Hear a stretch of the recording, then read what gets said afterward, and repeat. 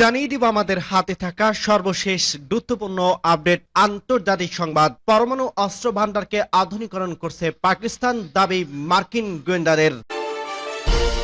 জানিয়ে দিব ট্রাম্পের নয়া নীতিতে উদ্বেগ নেতানিয়াহুর, একঘরে হচ্ছে ইসরায়েল। আরো জানিয়ে দিব নিজেদের নিরাপত্তা চাইলে অন্যকে হুমকি বন্ধ করে যুক্তরাষ্ট্রকে হুঁশিয়ারি উত্তর কোরিয়ার। এবং আরো জানিয়ে দিব গাজায় স্কুলে ইসরায়েলি বোমা হামলা, নিহত 25। সর্বশেষ জানিয়ে দিব ফিলিস্তিন রাষ্ট্রকে স্বীকৃতি দেবে মাল্টা, বলছে প্রধানমন্ত্রী রবার্ট আবেলাম।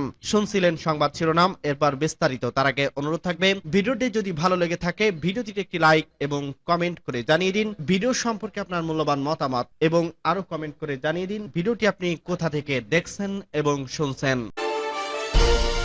পরমাণু অস্ত্র ভান্ডারকে আধুনিকরণ করছে পাকিস্তান, দাবি মার্কিন গোয়েন্দাদের। পাকিস্তান গোপনে তাদের পরমাণু অস্ত্র ভান্ডারকে আধুনিকরণ করছে, এমনটাই দাবি করছে মার্কিন সামরিক গোয়েন্দা সংস্থা ডিফেন্স ইন্টেলিজেন্স এজেন্সি।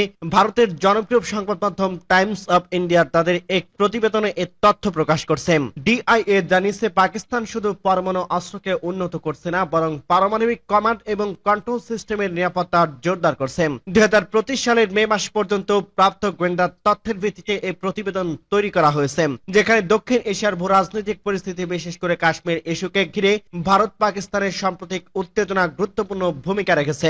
মার্কিন গোয়েন্দা কর্মকর্তাদের মতে ভারত বর্তমানে পাকিস্তানের সর্বোচ্চ পর্যবেক্ষণে থাকা দেশ।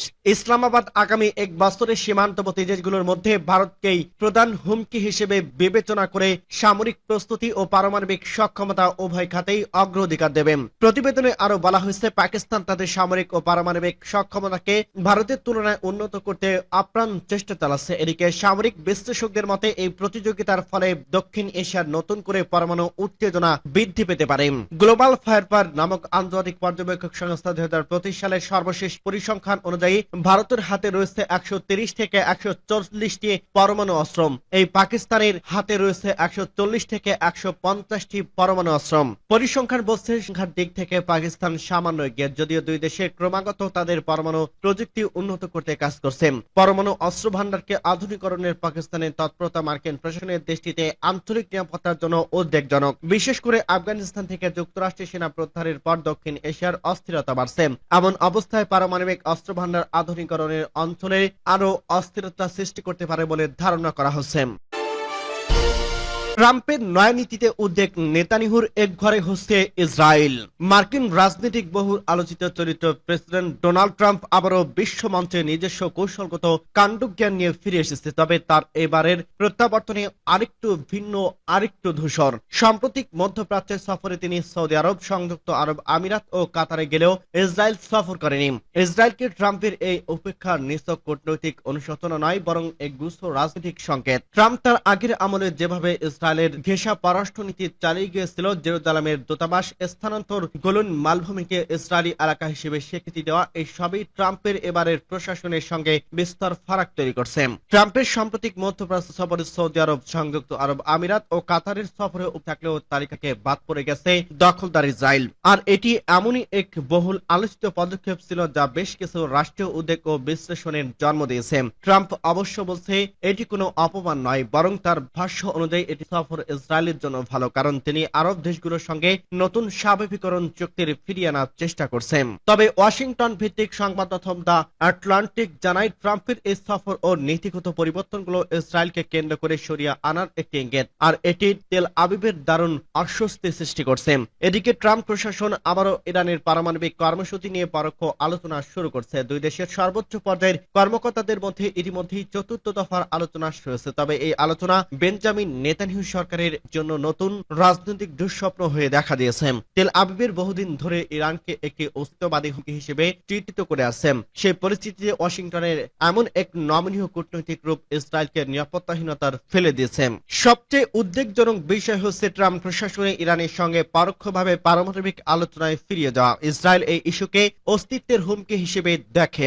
ইরানের উপর নিষেধাজ্ঞা শিথিলের সম্ভাবনাই মূলত নেতানিয়াহু সরকারের জন্য আতঙ্কের কারণ হয়ে দাঁড়িয়েছে। গাজায় চলমান ইসরায়েলি হামলার মাঝে ট্রাম্প সরাসরি যুদ্ধবিরতির আহ্বান জানিয়েছে। আর এটি এমন এক সময় এলো যখন তেল আবিবের চূড়ান্ত সাময়িক জবাব এর কৌশল নিয়েছে ট্রাম্প। আগেই শাসনে হলে হয়তো এমন ঘটনার মুখোমুখি হতো না নেতানিয়াহু, তবে এখন পরিস্থিতি ভিন্ন। ট্রাম্পের সরাসরি যুদ্ধবিরতির আহ্বান মূলত ইসরায়েলি নিরাপত্তার ভিত্তিতে মার্কিন সমর্থন দুর্বল হয়ে যাচ্ছে এমন উদ্বেগ জোরদার করে। নিজের নিরাপত্তা চাইলে অন্যকে হুমকি বন্ধ করো, যুক্তরাষ্ট্রকে হুঁশিয়ারি উত্তর কোরিয়ার। মার্কিন যুক্তরাষ্ট্রের হুঁশিয়ারি দিয়ে উত্তর কোরিয়া বলছে, আমেরিকা যদি নিজের ভূখণ্ডে নিরাপত্তা নিশ্চিত করতে চায় তাহলে তাদের অবশ্যই অন্যান্য দেশকে সামরিক হুমকি দেওয়া থেকে বন্ধ থাকতে হবে। উত্তর কোরিয়ার প্রতিরক্ষা মন্ত্রণালয় রাজনৈতিক ব্যুরোর প্রধান দেশটির কেন্দ্রীয় সংবাদ সংস্থা KCNA তে প্রকাশিত এক বিবৃতিতে বলছে, মার্কিন মূল ভূখণ্ডের নিরাপত্তা নিশ্চিত থাকবে কিনা তা অন্য দেশের জন্য আমেরিকার হুমকি সৃষ্টি করছে কিনা তার উপর নির্ভর করছে। তিনি সামরিক হুমকি এবং আক্রমণাত্মক প্রচেষ্টা পরিত্যাগ করার পরামর্শ দিয়েছে। বিবৃতিতে আরো বলা হয়েছে, উত্তর কোরিয়ার হুমকির কথা বলে বাড়াচ্ছে আমেরিকা, কিন্তু তারাই বৃহত্তর পরিসরে এই ধরনের অস্ত্র ক্রমেই বাড়াচ্ছেন। সামরিক অস্ত্রের বিষয়ে ওয়াশিংটনের দ্বৈত নীতির কথা উল্লেখ করে ওই বিবৃতিতে বলা হয়েছে, সম্প্রতি আমেরিকা একটি আন্তঃমহাদেশীয় ব্যালিস্টিক ক্ষেপণাস্ত্র পরীক্ষা করছে এবং তারা এই পরীক্ষাকে প্রতিরক্ষামূলক পদক্ষেপ হিসেবে দাবি করছে। অন্যদিকে উত্তর কোরিয়ার এ ধরনের পদক্ষেপকে তারা নিজের জন্য হুমকি হিসেবে বিবেচনা করে থাকে। বিবৃতিতে আরো বলা হয়েছে, উত্তর কোরিয়ার যুদ্ধ ঠেকাতে এবং মার্কিন পারমাণবিক অস্ত্র তৈরির ফলে সৃষ্ট অনিরাপদ মোকাবেলায় টেকসই ও কার্যকরী পদক্ষেপ গ্রহণ করছে। সূত্র বার্ডস্টোরে। গাজায় স্কুলে ইসরায়েলি বোমা হামলা, নিহত 25। ফিলিস্তিনি অবরুদ্ধ গাজায় একটি স্কুলে বোমা হামলা চালিয়েছে ইসরায়েল। এতে কমপক্ষে 25 জন নিহত হয়েছে। হামলার শিকার ফাহমি আল জারদাবি স্কুলটি একটি আশ্রয় কেন্দ্র হিসেবে ব্যবহৃত হয়ে আসছিল এবং সেখানে বহু মানুষ আশ্রয় নিয়েছিল।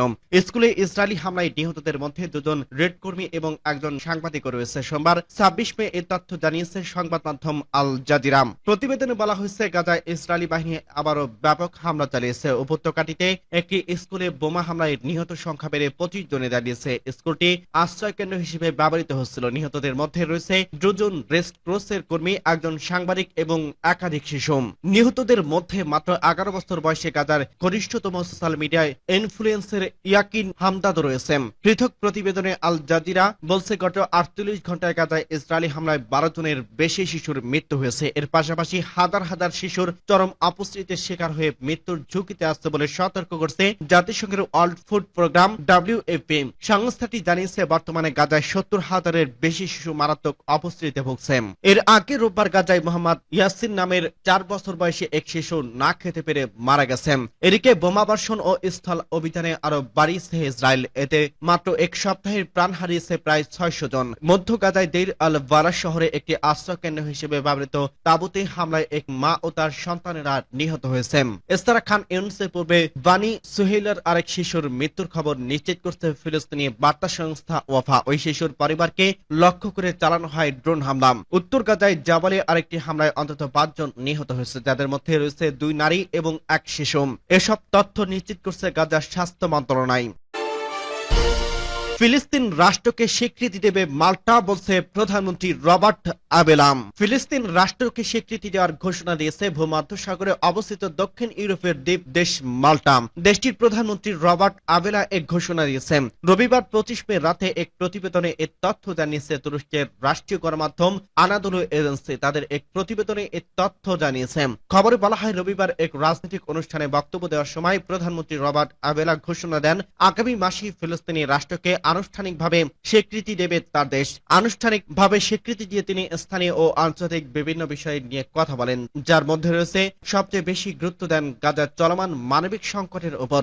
মাল্টা টুডের পত্রিকার বরাতে জানা যায়, গাজায় ইসরায়েলের লাগাতার হামলার বোমাবর্ষণের প্রসঙ্গে প্রধানমন্ত্রী আবেলা বলেন, এই মানবিক রাজনীতির দিকে আমরা চোখ বন্ধ রাখতে পারি না, যা প্রতিদিন আরো ভয়াবহ হয়ে উঠছে। তিনি বলেন, ফিলিস্তিনিকে স্বীকৃতি দেওয়া মাল্টার নৈতিক দায়িত্ব এবং আগামী 20 জুন এক আন্তর্জাতিক সম্মেলনের পর এই স্বীকৃতির কার্যকর হবে। প্রধানমন্ত্রী আবেলা আরো বলেন, তিনি বিশেষভাবে মর্মাহত হয়েছে সেই ভয়াবহ ঘটনা যেখানে গাজায় দক্ষিণের খান ইউনুসের শহরে ইসরায়েলি বাহিনীর হামলায় ফিলিস্তিনি শিশু চিকিৎসক ডক্টর আল নাজ্জারের 9 সন্তান নিহত হয়েছে। হামলায় ডাক্তারের স্বামী ও গুরুতর আহত হন এবং কখনো একমাত্র জীবিত সন্তান মা বাবা ভাই বোন হারিয়ে শোকে বয়ে বেড়াচ্ছেন। প্রধানমন্ত্রী আবেলা জানান, মাল্টা সরকার ডক্টর আল নাজ্জার ও তার পরিবারকে স্বাগত জানাতে প্রস্তুত। উল্লেখ্য, মাল্টা ইতিমধ্যে একটি ফিলিস্তিনি দূতাবাসকে স্বাগত জানিয়েছে এবং গত বছরে এপ্রিল মাসে জাতিসংঘের নিরাপত্তা পরিষদের ফিলিস্তিনের পূর্ণ সদস্যপদকে সমর্থন জানিয়েছে, তবে এখনো দেশের আনুষ্ঠানিকভাবে ফিলিস্তিনকে স্বীকৃতি দেয়নি। সূত্র আনাদোলো এজেন্সি।